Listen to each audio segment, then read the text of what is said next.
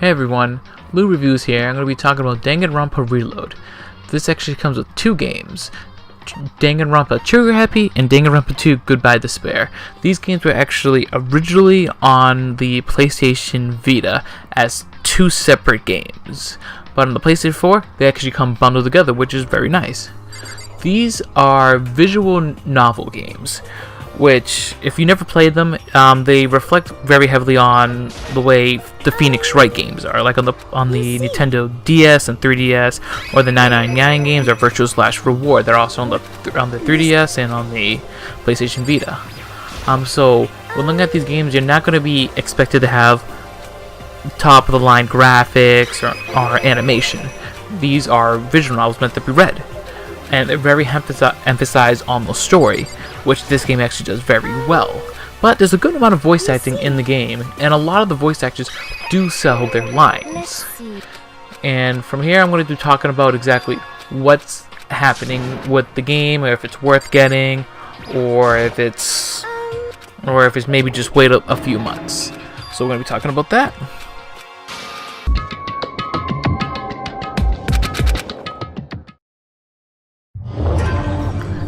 The story of this game revolves around a bunch of students getting accepted to this prestigious school based on their academics.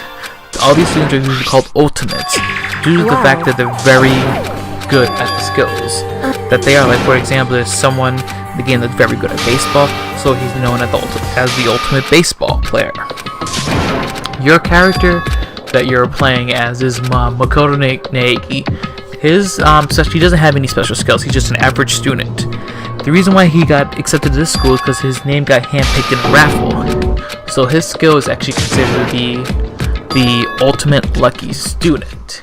And what ends up happening in this game is he ends up going to dates, and he ends up just waking up in a classroom, getting out, and he sees a bunch of other students standing around, and there's actually pretty much a little mechanical bear there saying that if they want to leave, they gotta kill one another. Away with murder will survive, and right here, the this scene rest will of play out. you will receive your punishment.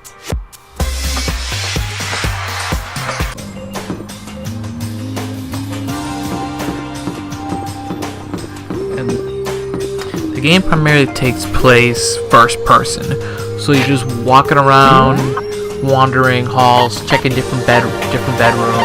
There's about multiple floors from there, but you never really see Makoto. All you'll be able to see is the other characters, and you have a map system, so if you don't have to walk everywhere, you can always just fast travel to a different floor. But that's the primary way of moving around through the game, to try to find different clues and investigate.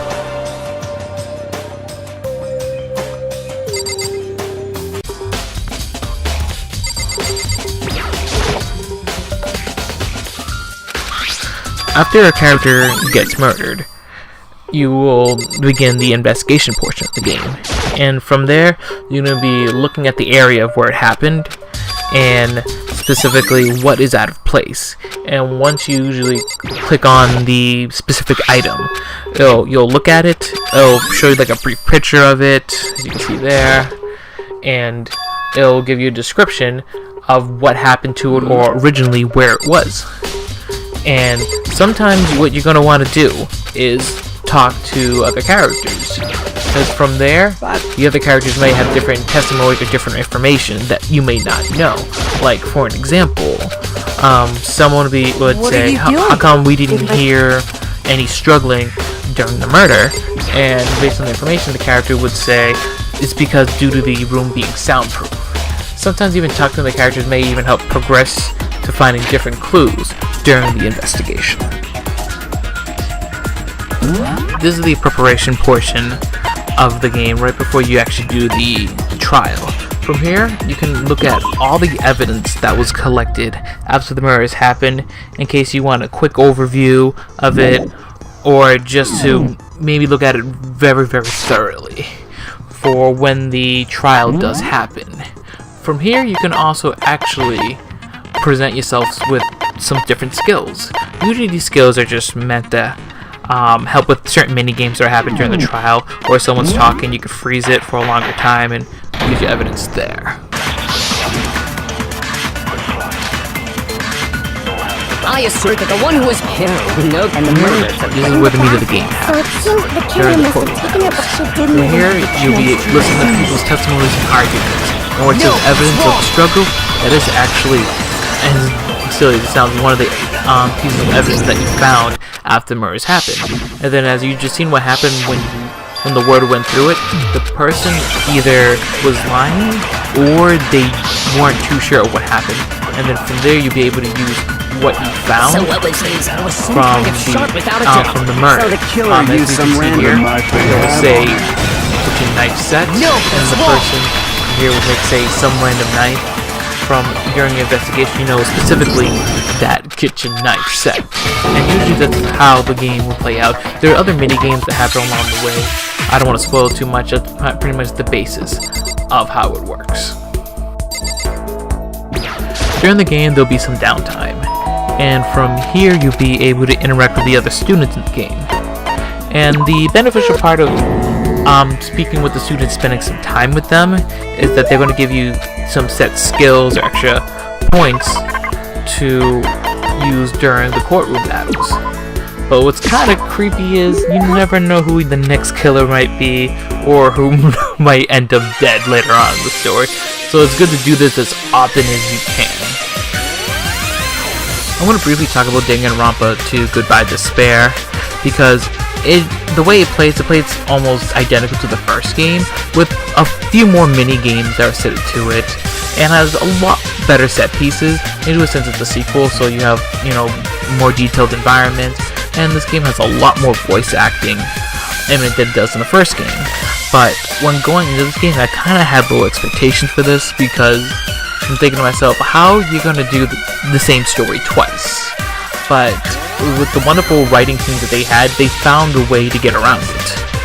So it doesn't feel like you're playing the same thing over again. So I would recommend definitely playing this game maybe after, like a month after you beat Danganronpa 1, so you can let the first game sink in, because this game is a wonderful sequel and it complements the first game a lot. It's definitely what every sequel should be in a game. So I want to talk about like a few key differences that this game does that I really enjoy. One of the key differences that the game did from the first one is when going to new areas, you actually get to see your character while wandering around, which is, like I said, a nice way to break up the game.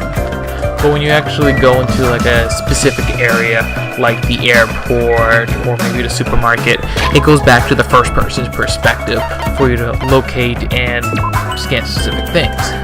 Another thing that's great that I like is that you get like a little pet system. Remember Giga Pets back in the 90s? Same exact thing. You have to feed it, make sure it's walked by walking your character, and you get particular items that help you progress through the game to make the courtroom battles a lot easier. Now I have to talk about the music. The music for this game is just wonderful. Really well composed, catchy, and one of the major things is that it stands out. Usually you can, play different games. It's like, oh, the music's not bad, it's right. But the fact is that sometimes it doesn't stand out. Usually I can hear a song from a game, and I'll be like, oh, so-and-so, like sometimes, like maybe one of the Tales of games I play, like, the music isn't bad, but I won't recognize it right away. With this game, it stands out right away. And usually if something like dark happens in the game, it feels like you feel the music intensify that moment, and you feel like that dark cloud over you when someone gets murdered, and it's just intense. And also when something joyful happens, it's catchy. It's usually one of the songs I tend to listen to. I mean, if anything, listen to the music even before playing this game, and you'll see what I'm talking about. It's really, really wonderful. And the last thing I would love to mention is the extras that both of these games produce. The extras is wonderful because you're able to unlock all the artwork cutscenes, all the music, and you can even do a what if scenario. I mean, in the end, I would really suggest picking this game up. I mean, it's not even full retail. I got this at a Best Buy for $40. So for $40, you're getting 2 games with a ton of extras and a good amount of hours of gameplay. So I would definitely check this out, and if anything, find it used and then try it for like a day, and if it's not your cup of tea, send it back. But if you do like it, I would suggest return the used game, buy it new, support the company. But that will be the end of my review. This is Lou Reviews. Remember, it's a review, not a fact. Until next time, please like and subscribe.